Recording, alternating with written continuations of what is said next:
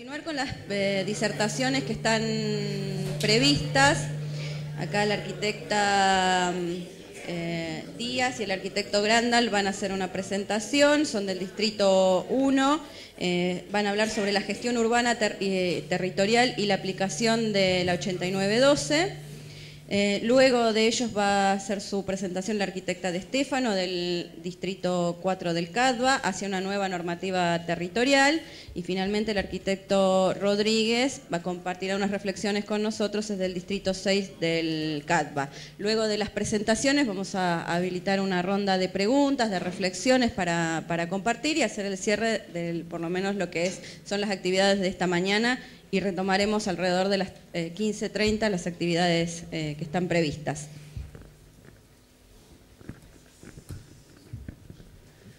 Bueno, buenos días a todos. Nosotros somos, como acaba de decir acá la colega, representantes del Distrito 1 del Colegio de Arquitectos. Nos presentamos como arquitecto Jorge Grandal, coordinador de ese programa que está citado ahí, que es el Programa de Ordenamiento Urbano y Territorial.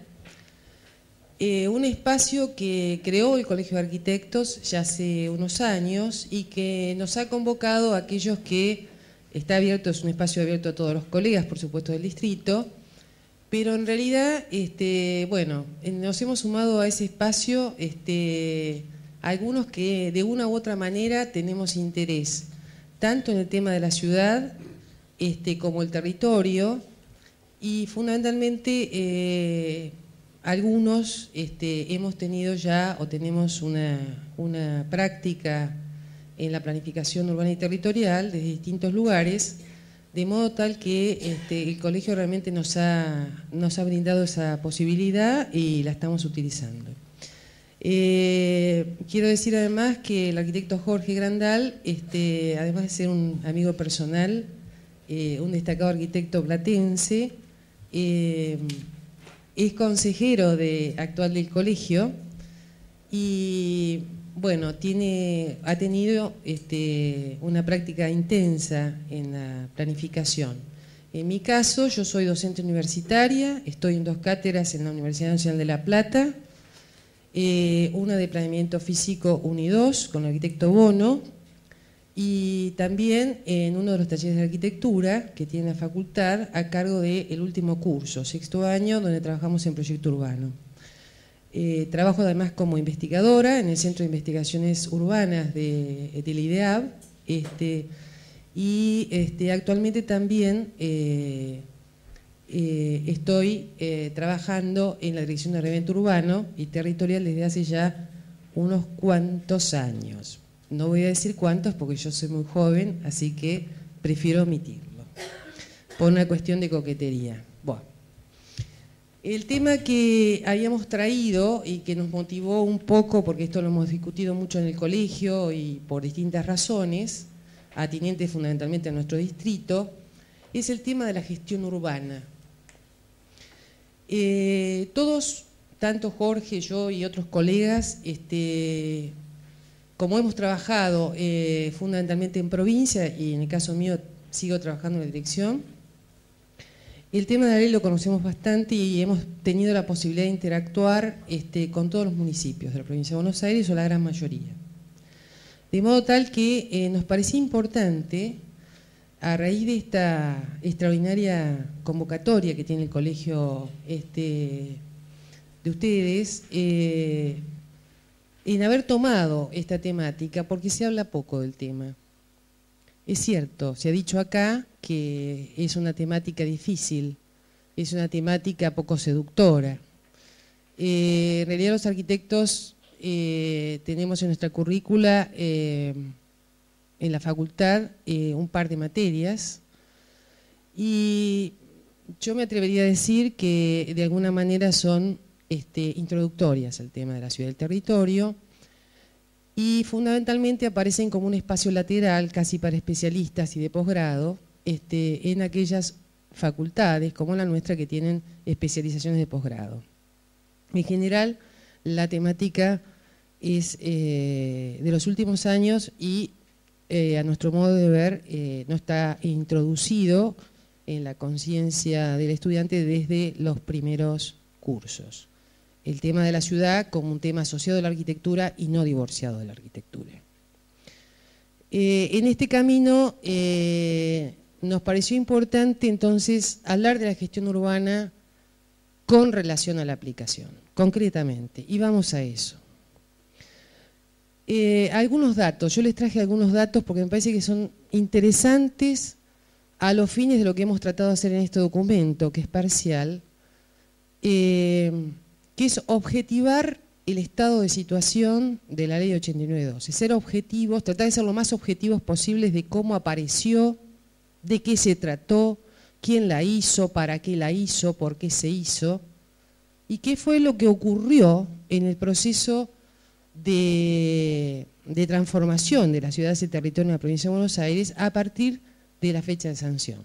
Si miramos nosotros el estado de situación al año 74 en la provincia de Buenos Aires, había 4.216.800 lotes urbanos.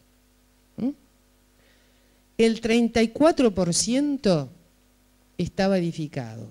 Vayan sacando alguna cuenta rápida de esos 4 millones y pico. El 66% carecía de todos los servicios de infraestructura, absolutamente todos. Solo el 9,7% tenía los 4 servicios esenciales: agua corriente, cloacas, electricidad y pavimento. Y la cantidad de calles abiertas equivalía a 57.871 kilómetros de calles, una vez y media el Ecuador. No quiero decirles a ustedes que muchos están conectados con los municipios, saber lo que implica tener esta cantidad de suelo. En términos de lotes, este déficit y esta cantidad de calles a cargo. Ese espacio público que se tenía que hacer cargo el municipio. Este estado de situación no lo inventé, está escrito. El doctor Scotti, Edgardo Scotti, que es un especialista, además de abogado, especialista en derecho urbanístico, de los más importantes de la Argentina, lo tiene escrito en su propio libro de legislación urbanística, que se los recomiendo porque es realmente una cosa, un esfuerzo de Scotti extraordinario. Entre otras cosas que ha escrito, pero digamos el de legislación que está contenido en legislación urbanística para la provincia de Buenos Aires, en su introducción habla de eso. Se ha dicho y escrito del decreto ley todas estas cosas, y voy a demostrar por qué lo digo. Quiero una ley tecnócrata, comunista, de diseño y autoría del régimen militar, por la otra punta. O sea, era comunista y otro decía, no, es de diseño y autoría del régimen militar. Es obsoleta, es funcionalista porque responde a una visión de la ciudad post-movimiento moderno, post-IAM. Por lo tanto es setentista porque responde al modelo de los 70, ya hemos pasado de largo esa data. Se ha dicho que es retrógrada y que es reglamentarista, por decir algunos de los adjetivos que tiene la ley y que ha tenido. Todavía se sigue escribiendo acerca de esto. Digo, algunas cosas que aparecen acá tienen que ver con esto. Fíjense lo que dice este párrafo. Dice, el decreto ley 8912 de la provincia de Buenos Aires es una ley que distorsiona el mercado inmobiliario, elevando enormemente los precios por la incidencia de las obras de infraestructura que exige. Atenta contra la gran mayoría de la población al impedirle el acceso a la tierra, especialmente con destino a la vivienda. Pone en manos de los municipios un instrumento legal que permite la discriminación de sectores o zonificación, beneficiando a unos y perjudicando a otros. Lesiona sustancialmente el normal crecimiento de los pueblos y ciudades y con ello perjudica a la actividad privada en general. ¿Quién lo dijo? Lo dijo Rodolfo Vinelli. Esta es una frase escrito de un libro que lo tenemos, que es una especie de joya histórica que hemos conservado, que se llama Planeamiento Urbano, que por supuesto ya creo que no debe ser reeditado, ni es de interés por ninguna editorial, creo yo. Pero Rodolfo Vinelli tenía como principal actividad la de rematador. O sea, los 4 millones, todo lo que hablábamos recién, en parte es de su autoría. En parte porque no era el único rematador. Él mismo esto lo traduje tal cual, es hijo del fundador de la firma, que inició sus actividades en 1906. O sea, para el 74 ya la familia Vinelli venía loteando largamente. ¿Qué obras tiene? La ampliación de la capital federal, de los centros de la provincia de Buenos Aires, me refiero a los del interior. Se pueden rastrear planos de geodesia, donde hay muchos planos que son de Vinelli. De la costa atlántica, del espacio de ustedes, desde San Clemente del Tuyú hasta Bahía Blanca, hay muchísimo de Vinelli. El Valle Río Negro hasta Bariloche, incluyendo los diversos lagos y otros sitios de interés paisajístico. O sea, también eligió muy buenos lugares. Y actuó, digamos, en numerosas provincias argentinas, además de esta quesito de la provincia de Río Negro. Bueno, este es un comentario, digo, que es una primera reacción del señor Vinelli frente a este decreto ley. Otra reacción, el de Norberto Luis Carca, citado por Vinelli en el artículo Ley del Ordenamiento Territorial, dice: la terminología empleada en su redacción, el fundamento ideológico que aflora repetidamente, el desprecio por el derecho de usar y disponer de la propiedad, basamento de las sociedades libres, que subyace en su articulado, y la profunda falta de conocimiento del funcionamiento del mercado, la descalifica. Habría que alertar a quienes, sorprendidos en su buena fe, han sancionado esa ley retrógrada y comunizante. O sea, estos adjetivos que yo ponía al principio tienen que ver con estas afirmaciones que están documentadas. Muy bien, vamos un poco a resultados. Porque, digamos, en este asunto de ser uno dedicarse a la docencia, a la investigación, a trabajar sobre el tema y gustarle a uno mucho, dice, bueno, vamos a ver esta ley, ¿qué proponía? ¿Estaba escrito en el decreto ley que la urbanización costera debía ser así? Destruyendo la primera cadena de médanos, sin fijar el suelo, sobre un área de riesgo, sin entender cómo funciona la costa atlántica, sin entender cómo es un mar abierto. Era así. O sea, estaba obligado el municipio que tenía costa a hacerla así. Digo, cuando acá hay viento, digo, muchos deben conocer este lugar, no voy a decir cuál es, pero no importa, lo pueden descubrir rápidamente. La arena llega hasta el segundo piso de ese edificio. Va y vuelve porque le destruyó una primera cadena de médanos, por supuesto se rompió la calle que está al lado de la playa, digamos la costanera, y está pasando, porque como dice un geólogo amigo, los ámbitos y los espacios naturales tienen sus propias dinámicas y nos recuerdan permanentemente cuál es su lugar. Cuando nosotros avanzamos sobre esos lugares, ellos se encargan de decirnos, guarda, estás ocupando un lugar que es mío. Otra pregunta, otro litoral, en este caso ribereño. ¿Mandaba la ley a que fuera así? Es decir, un área que apenas tiene solo un pavimento, árboles tronchados, mal edificada, sin servicios, inundable, en área de riesgo y sobre un humedal. Todas esas condiciones ponía la ley para urbanizar. Se dice además, se ha escrito muchas veces, no, la ley tiene un problema. Obliga al tema de la baja densidad. Es una ciudad extensa porque hay que hacerla grande, de una casa por lote, y entonces es carísima porque, claro, había una obligación de hacerla de baja densidad.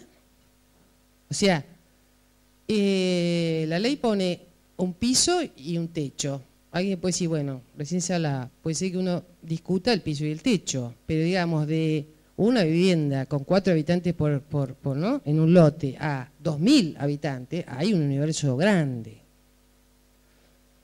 O por el contrario tenía que ser o privilegiar la alta densidad. ¿Dónde estaba ese mandato escrito que hay que meter 2.000 habitantes en Pringles? O en Tordillo, o en Patagones. Es decir, había una obligación que decía, bueno, todos los núcleos o centros de población tienen que tener 2.000. No dice tiene que tener. Dice, las densidades de aplicación son tal. Y si son tal, necesitan tal cosa. Buah.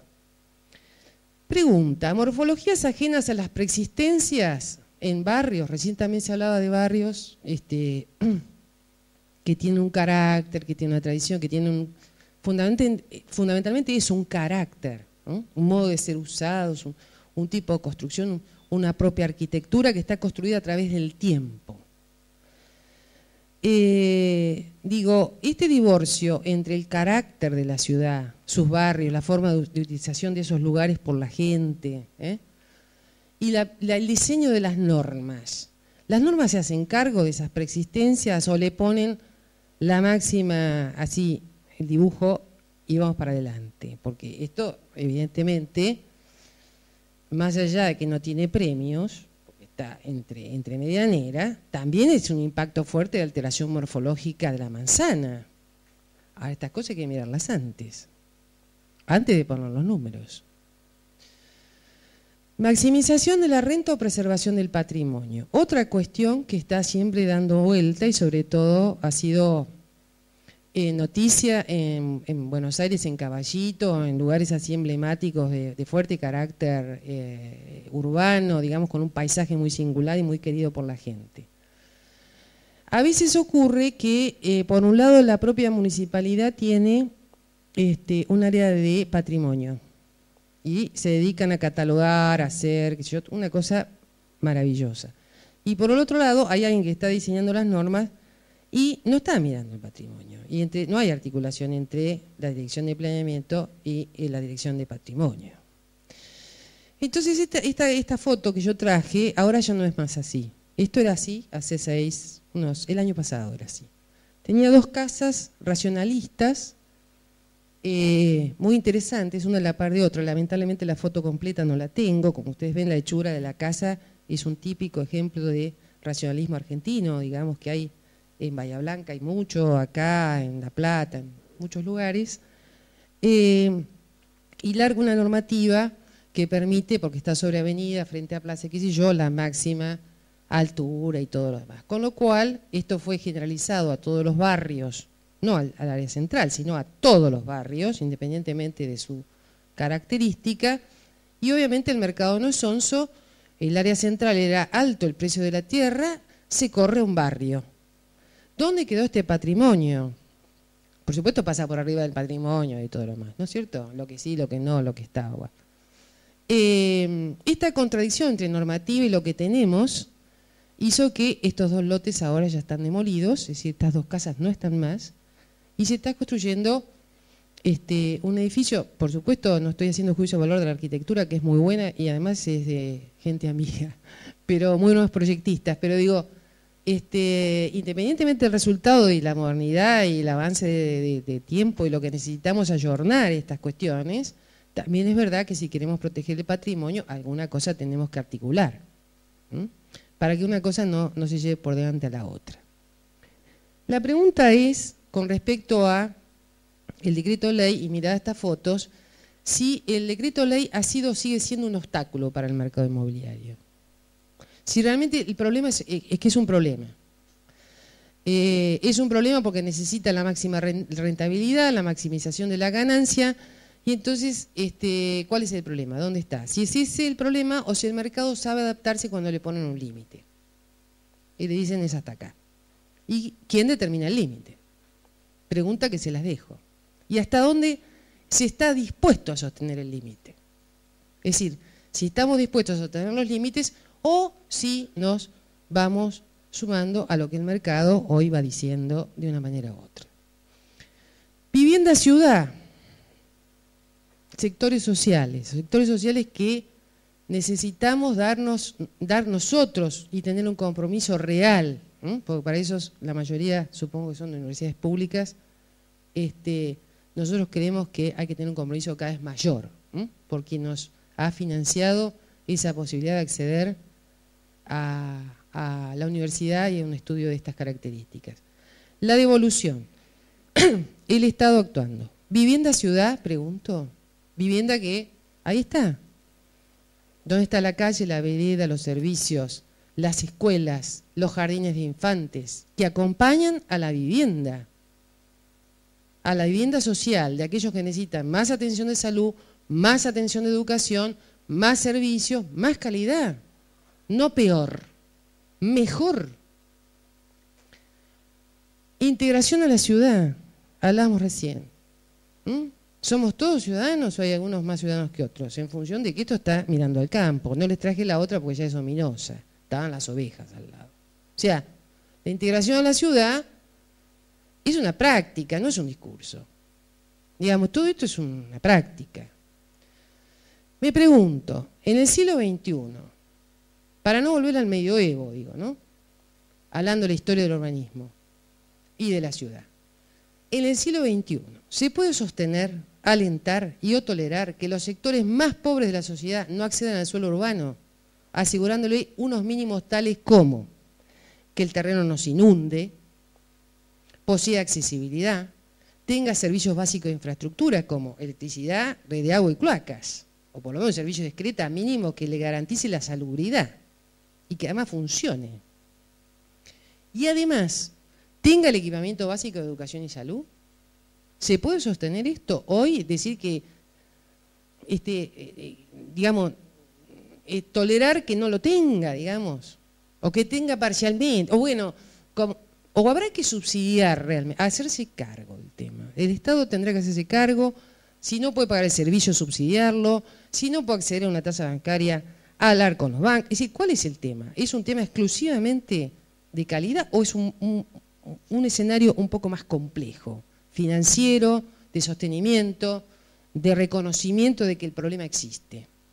Ayer y hoy, volviendo a la ley, no alcanzan los artículos para resolver este problema de la vivienda social, digo, ¿no?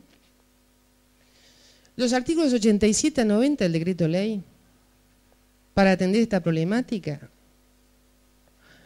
ya lo tenía definido en la ley, la recuperación de plusvalía.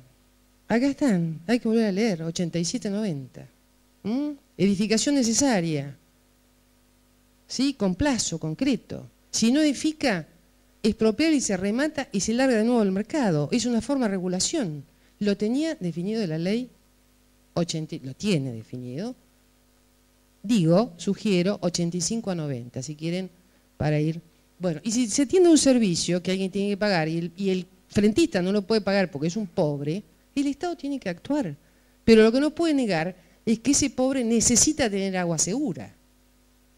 Eso hay que hacerse cargo. ¿Está prohibido? Otra pregunta respecto al hoy. ¿Está prohibido reglamentar o implementar un fondo de desarrollo urbano? ¿Quién lo prohíbe?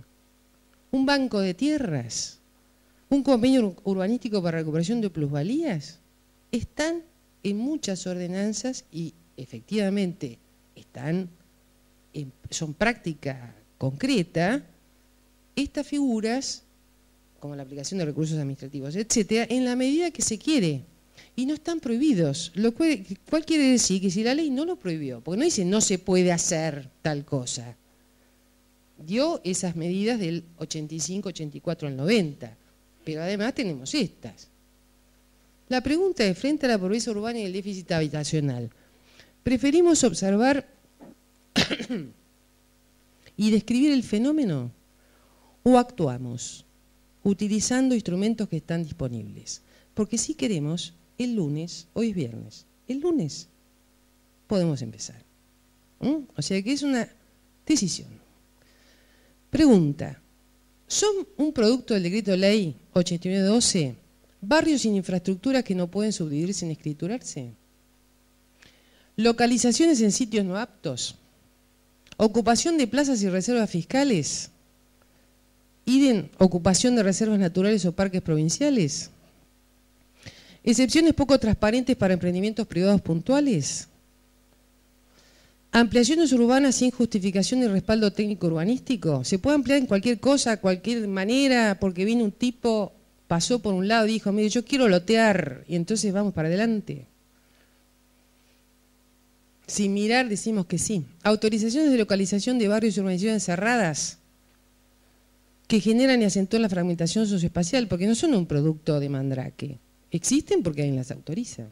Hay respaldo urbanístico, digamos, porque hay legislación, pero ese fenómeno también está alentado. Si uno no quiere, no lo admite y listo. Es así de sencillo. No hay posibilidad. Decir que en este municipio, no se puede hacer. ¿Por qué? Porque recién hablábamos de las competencias municipales, y acá la doctora lo explicaba, el que decide, y la ley lo dice en su artículo 70, es el municipio. ¿Qué es lo que quiere y qué es lo que no quiere? Y si no lo quiere, no lo quiere. Entonces la fragmentación, en última instancia, en su fase urbanística, digo, ¿no? En su emergente urbanístico, puede o no ser un tema alentado, prohijado o no, como uno quiera, y en todo caso será un objeto de estudio desde la economía, de por qué se produce la fragmentación, cómo se reparten los recursos de un país y cómo se reparte la riqueza de un país. Ahí hay que mirar por qué se produce la fragmentación social. A nuestro modo de ver, la urbanización inadecuada del litoral costero, lo que recién veíamos, es decir, bueno, es un producto de la ley. La autorización de loteos y o construcciones permanentes en zonas de riesgo y planicies de inundación en cursos de agua. No solamente la ley 8912, la 6353, del 60, etcétera, hay mucha legislación sobre esto. La ley de medio ambiente, la 11723, es decir, una cantidad de elementos de legislación ya riquísima, interesantísima, y yo diría hasta en cierto modo, mirando la data, muy adelantada para su tiempo, que habría que ver si realmente la hemos mirado convenientemente o no, qué fue lo que pasó. Bueno, en este camino les quería contar, así muy rápidamente, cuál ha sido el origen, digamos, cómo aparece, hablando, este es un raconto un poco de los emergentes que han salido de lo que supuestamente la ley prohijó, y queremos contar el origen. El origen, digamos, o la aplicación de la ley se asoció a una dirección provincial de la cual yo sigo trabajando. Jorge ya nos abandonó lamentablemente hace un tiempo, que fue allá por el año 69 un sector que funcionaba en la Dirección de Geodesia, o sea, era una dirección de línea del Ministerio de Obras Públicas, Dirección de Geodesia, la que aprobaba los planos. Se crea la Dirección de Ordenamiento Urbano, que depende de una subsecretaría, en ese momento de Urbanismo y Vivienda, a nivel provincial. Aclaro que esto para decir que no es ni vino la KGB, ni la CIA, ni, bueno, ningún emergente de ese tipo a escribirla. O sea que acá estaba el arquitecto Vicente Esperanza en su momento, quien estuvo acompañado por urbanistas como Eduardo Sarrail, digo para algunos que son un poquito más grandes, lo van a recordar, y Odilia Suárez, y un conjunto de asesores que formaron la primer planta del organismo. Ese fue el origen, año 69. Las primeras acciones que hicieron antes de que la ley estuviera, digo esto porque la planificación existe en la provincia de Buenos Aires antes de la ley, fue el lanzamiento de un plan de mínima para los 19 municipios de Gran Buenos Aires, programas organizados por áreas operativas para el interior bonaerense, creación de las primeras oficinas municipales de planeamiento, porque tenía claro la subsecretaría que tenía que tener las oficinas funcionando, porque si no, no pasa nada, y elaboración de zonificaciones que fueron preventivas y promulgación incluso de decretos normativos que algunos no tuvieron suerte por el momento histórico, como este que se muestra acá. Objetivos. Objetivos de la ley 8912, para decir, bueno, es retrógrada. La ley 8912, como decía Carca, es retrógrada. En el año 70 fijaba estos objetivos. Esto está escrito en la ley. Habría que volver a leerlo.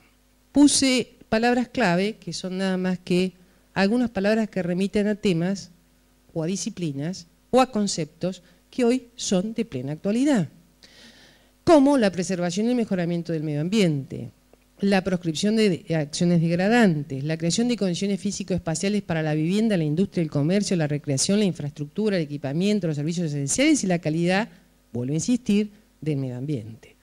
La preservación de las áreas y sitios de interés cultural, paisajístico, histórico o turístico. La implantación, y fíjense lo que dice acá, de los mecanismos legales, administrativos y económicos financieros,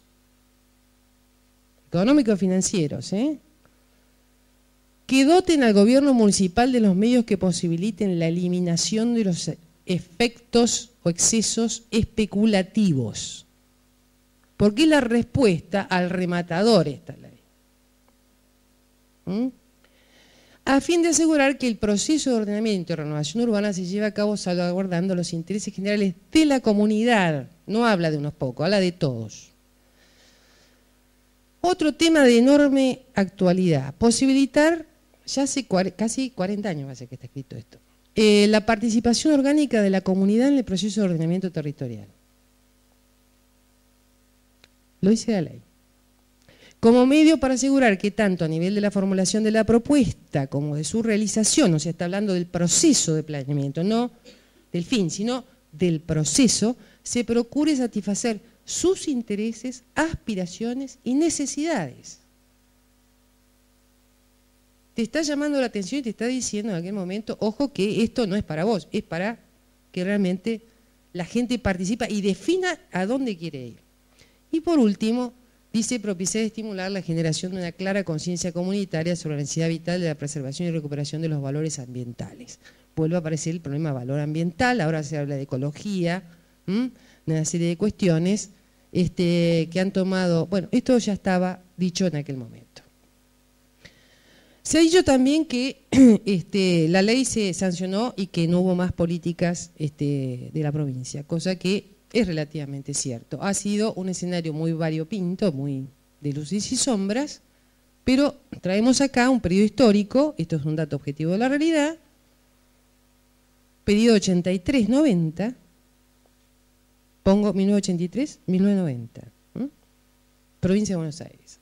Iniciativas, dos gobiernos de distinto signo político en ese momento, que tuvieron una transversalidad en el sentido de entender qué estaba haciendo la provincia en aquel momento y qué tenía que hacer desde el punto de vista de la asistencia a los municipios. Algunos proyectos de recuperación del río Reconquista, que incorporó por primera vez, acá trabajó el arquitecto antes y después porque terminó en la UNIRREC, así que si después le quieren preguntar el destino de cómo ha sido ese interesante proyecto, sería buenísimo. Requisitos de orden urbanístico, dice, establecen el pliego de licitación. Participó la provincia en obras viales de la Administración General de Vialidad, coordinando las demandas urbanísticas con las municipalidades involucradas. Cuando se hacía una obra vial, estaban metidos todos los municipios. Digo, además se trabajó en autopistas. Digo, acá no cité todo porque ha habido mucho proyecto en lo que hemos participado de distinta manera, distintos actores que estaban dando en ese momento. Accesos a Buenos Aires, bueno, autopista del Plata a Buenos Aires, muchos, pero yo recuerdo un montón. La participación en la elaboración de diagnóstico de plan trienal. El plan trienal, que fue de la época de Cafiero, 81-91, donde se calificaron los proyectos urbanísticos propuestos por las municipalidades, según los parámetros de ponderación que se establecían en el plan trienal. La participación en lo que estaban en ese momento consejos regionales de obras públicas, que después vaya a saber qué pasó, y algunas cosas que se fueron haciendo de diseño, producto de que la dictadura había dejado también una situación complicadísima desde el punto de vista social, cosa que todos sabemos, y además de todo lo que significó en términos económicos y pérdida de empleo y desarmado del sector industrial y bueno, todo lo que podemos saber de lo que pasó en esa época, que dio como consecuencia una situación social complicada, de que le tocó al primer gobierno de Alfonsín y sucesivos. A nivel provincial se elaboraron programas pro casa, pro tierra, lotes, se hizo toda una batería de temas que iban desde la vivienda terminada hasta los lotes con servicios. Y como si esto fuera poco, también se hicieron decretos. El 3736, que salió de nuestra Dirección de Ordenamiento Urbano, que la arquitecta Garay, que recién la mencionaba, fue una de sus autoras, eran justamente reconstrucción urbana. Y tenían que ver con cómo se hacía con aquellos sectores de pobreza que estaban en condiciones sanitarias complejas para resolver esa situación desde el punto de vista del dominio de la tierra y del mejoramiento general de su posibilidad de hábitat en la provincia. Decreto que también lo hemos usado en muchos casos para resolver problemas en municipios puntualmente. Bueno, más algunos otros, todos destinados, por nombrar algunas cuestiones, referido a la cuestión social. ¿Qué fue lo que pasó? En el año hubo un proceso, esto es un proceso, y en el proceso se disolvió. Hubo una disolución. Cuando yo pongo la disolución, o ponemos la disolución y mencionamos este punto de corte, es porque el punto de corte del año 95 para la provincia significó la disolución de la Subsecretaría de Urbanismo y Vivienda. Esa disolución implicó una transformación y debilitamiento del organismo provincial, que era la DOU, que registró, primero se le cambió la identidad, se le puso nombres diferentes, algunos muy curiosos. Y a la vez se trasladó, tuvo sedes distintas, se sacó de obras públicas y bueno, giró por toda Ciudad de La Plata con 7 mudanzas. Me parece un poco mucho. No solo las mudanzas, sino las 4 denominaciones que tuvo. Se fragmentó la estructura, se dispersaron las competencias, porque lo que antes tenía la DOU, como tomaba todo el tema, infraestructura, suelo, urbano, normativa, bla, bla, bla, bueno, se le sacó tierras para un lado, entró a sacar competencias. Y hubo numerosos cambios de dependencia funcional en secretarías y ministerios, que también forman parte de este proceso. Lo peor es que hubo una pérdida de valiosos recursos humanos. La DOU, que para los años fines del 80, digamos, tenía 40 profesionales, pasó a tener, allá por el año 2002-2003, casi 8 personas, entre profesionales y un técnico. Esto es una señal. Si uno no lee este proceso, digamos, muy difícil entender, después decir, bueno, la ley no sirve para nada, qué sé yo, y asignar que el problema es la ley. Porque quiero llegar al final, si ustedes me permiten, y los aburro un poco más. Además, se perdieron registros de gestión y de antecedentes de estudios y trabajos realizados por el cuerpo profesional del organismo. Porque había muchos estudios, y esto que hablamos de autopista, bueno, cada uno ha tratado de, los que seguimos siendo enamorados de esta temática y sabíamos la calidad, el esfuerzo profesional de los arquitectos, el compromiso personal de muchísima gente profesional, no arquitecta, que estaba involucrado, porque digamos en estos 40 profesionales nosotros teníamos interdisciplina, claro.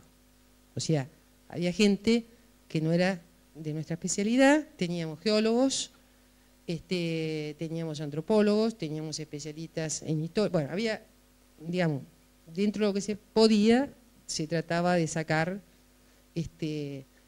bueno, la mayor cantidad de gente que pudiera contribuir a que el estudio fuera de naturaleza integral, lo que hacíamos. Quedó en 8, yo digo de 40 a 8, saquen la cuenta, más o menos entre 8 y 10, no recuerdo bien, pero no más de 10. En el mismo periodo, quiero agregar para que vean que por un lado va la cosa, para ese lado, por otro lado, las municipalidades hicieron otras cosas. No es que siguieron la línea de la provincia, hicieron otras cosas. Algunas formularon planes de ordenamiento urbano y territorial, o hicieron planes urbanos o nuevas zonificaciones, o sea, fueron trabajando con distinto tono sobre este tema. Crearon bancos de tierra y fondos de desarrollo urbano, algunas. Incorporaron convenios urbanísticos para posibilitar el desarrollo de emprendimientos sobre área de interés para renovación urbana. Hay casos concretos que son del año 92, que están vigentes, que lo utilizan, les funciona fantástico, recuperan un montón de plata y queda fenómeno. Y nadie se opuso ni dijo nada, no hubo ninguna crisis mundial ni provincial, no hubo nada. Simplemente la figura del convenio urbanístico está en la ordenanza, está transparentada, se dice cómo se hace, se dice cómo participa la población, se armó toda la arquitectura para que el convenio exista, cómo se cobra esa plusvalía, de cómo se cuantifica, quién la aprueba, está todo. O sea que hay municipios que se han, por alguna razón particular lo han hecho. Se han formulado ordenanzas fiscales para captura de plusvalías, o sea, hay casos, el oeste de la provincia de Buenos Aires, que ya tiene una práctica en ese sentido. Hay formulación de normativas ambientales en los códigos, por ejemplo, requisitos para estudio de impacto urbano y impacto urbano ambiental, es decir, ¿qué es impacto urbano y qué es, no? Son dos cosas distintas. Bueno, han puesto requisitos para dos cosas y han incorporado la dimensión ambiental recientemente, a partir de la 11.459, el resto de las leyes, de cómo se lleva adelante y para qué tipo de emprendimientos hay que pedirlo. O sea, se han ocupado. La otra cuestión es la implementación de mecanismos de participación ciudadana, mediante talleres, entrevistas, encuestas y audiencias. Se hicieron en todos los planes de la década del 90 que asistió a la provincia, absolutamente en todos, participó la comunidad. Y participó de todas las maneras. Se hicieron talleres, se hicieron encuestas, se hicieron audiencias públicas y se convocó a entrevistas particulares, digamos, a distintos actores. Se puso combinación de todos esos mecanismos durante el proceso de plan y, por supuesto, también en la normativa para la actualización de lo que significa, digamos, para que no quede simplemente en un evento que es la finalización del plan, sino después en el proceso de planeamiento final, que es la evaluación y monitoreo de resultados. Y también se crearon programas y normativas específicas para la preservación y conservación del patrimonio natural, arquitectónico y urbanístico, porque en muchos lugares es muy importante, forma parte del desarrollo local y no están dispuestos a perderlo. De modo tal que eso estaba presente en la normativa. ¿Cuál es el patrón común que tienen estas acciones municipales? Que digamos, podemos decir que más o menos la cosa circula por acá porque es verificable en estos casos que menciono. Primero, que es comprender que la planificación urbana y territorial constituye un proceso virtuoso. Primero, es un proceso, no es un resultado, es un proceso a lo largo del tiempo y que sirve para promover el desarrollo local, incrementar la calidad de vida, orientar las inversiones públicas y privadas y otorgar previsibilidad y seguridad jurídica. Si eso no lo tenemos, si no estamos haciendo planeamiento, la seguridad jurídica, no existe ninguna de estas cosas. La otra cuestión, el otro patrón común que hay, que eran decisores y había decisiones adoptadas en los niveles políticos. Si los niveles políticos entendieron, digamos, lo que pusieron en práctica de plan, ¿no? Los que dijeron vamos a hacer un plan, estaban absolutamente convencidos que era, les ahorraba problemas, porque en la medida que la gente consensuaba un modelo, después eran menos discutibles las decisiones, y ya no quedaban a cargo de él, sino que, bueno, de alguna manera se habían consensuado entre todos. La tercera, son producto del trabajo de los equipos técnicos. Es decir, acá hay que sacarle sombrero a la gente los arquitectos, nuestros colegas que han trabajado en esos planes y que han tenido un compromiso ético fenomenal, porque digamos, tampoco, digamos, condición política, no tenemos equipo, estamos mal. Y la cuarta es que la gente realmente se sumó, es decir, cuando se la invitó la gente se suma. Es decir, se suma realmente porque quiere participar. Ni hablar ahora, digamos que tiene muchos mecanismos de participación, y participó en todas las etapas de plan que se le puso. O sea que en realidad esto hay una gimnasia que es virtuosa y que hay que alentarla. Hay que alentarla. En consecuencia, y digamos, juntando las fotos que yo le traía al principio, las cosas que se dijeron, las cosas que se han escrito, el proceso que tuvimos en provincia, la situación de las municipalidades, todo esto de alguna manera nos permitiría decir que la ciudad no es el resultado lineal, no hay un resultado lineal de la ciudad. Ni tampoco es un producto único y homogéneo que salió de una ley. O sea, en todo caso, todo esto que acabamos de decir pretende ser un tema para volver a reflexionar. Y les traemos al final unos interrogantes que sí nos parece, hablando de la gestión urbana y de esta preocupación nuestra por hablar de la gestión, mostrándole este claroscuro entre municipalidades, decisiones bien tomadas, y algunos otros resultados no tan felices, algunos interrogantes que van en dos paquetes. Estos que serían los primeros.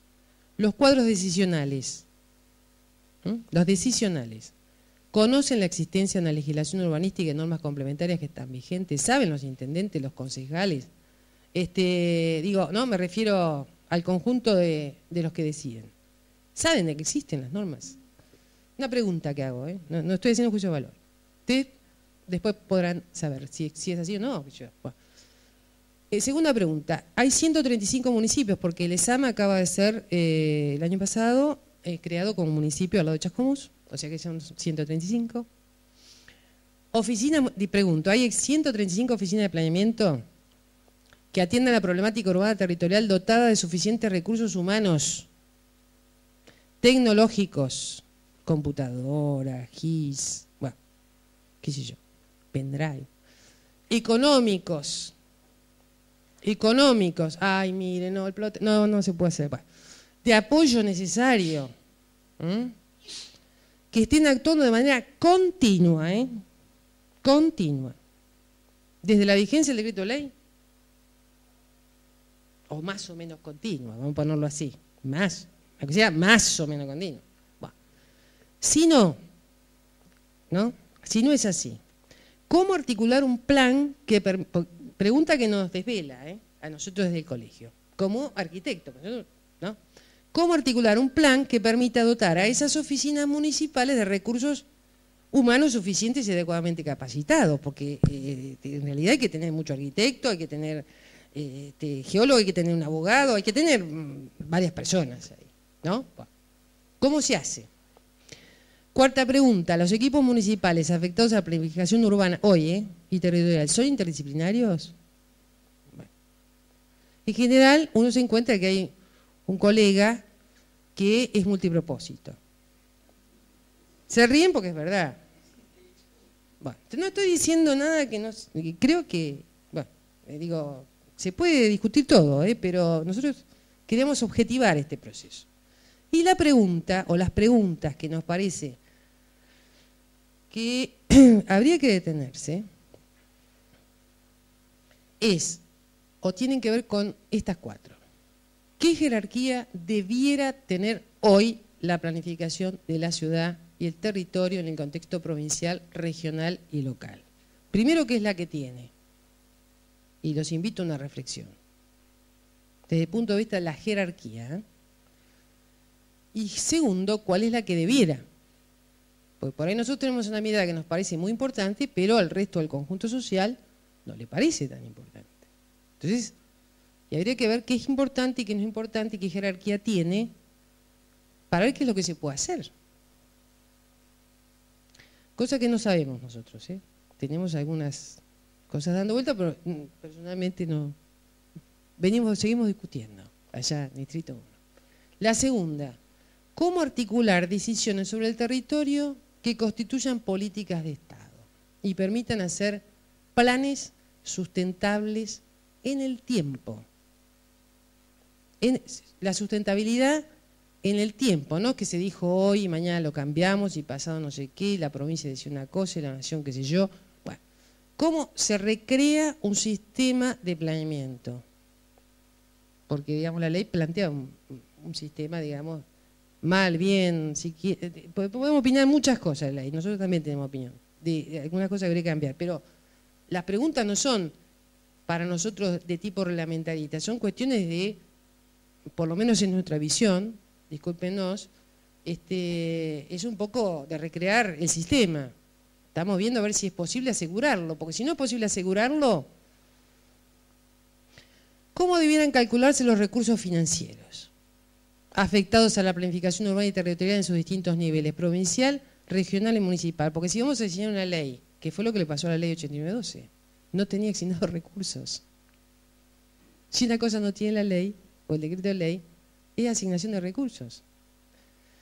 ¿Cómo hacemos para asignar recursos? Y decimos, ¿cuántos recursos del presupuesto municipal va a planeamiento?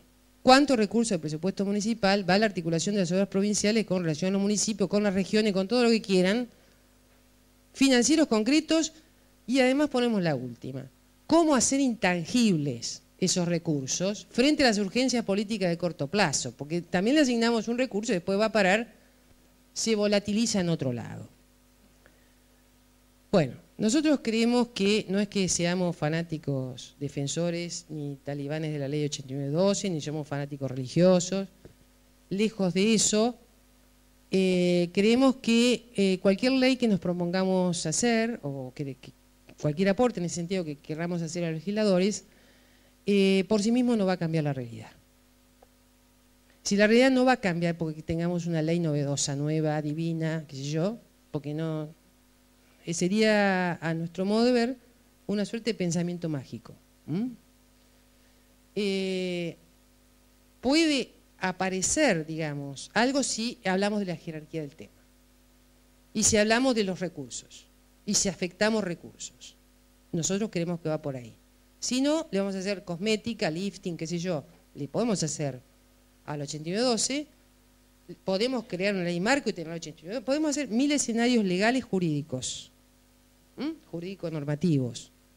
El asunto es si estamos convencidos y si realmente nosotros, primero como colegio, digamos, como arquitectos nos involucramos cada vez más en estas temáticas, y segundo, esta cosa que el colegio está intentando, por lo menos, digamos, entendemos que ustedes también en el involucramiento de estas temáticas, ver cómo desde los colegios podemos trasladar estas preguntas a quienes deciden, digamos, hacer un puente hacia el camino de la decisión política. Porque si no, me parece que nos vamos a quedar con una charla entre nosotros y los resultados no van a ser lo que la sociedad, entendemos nosotros, requiere o espera de nosotros como arquitectos. Bueno, hasta acá era todo. Muchas gracias.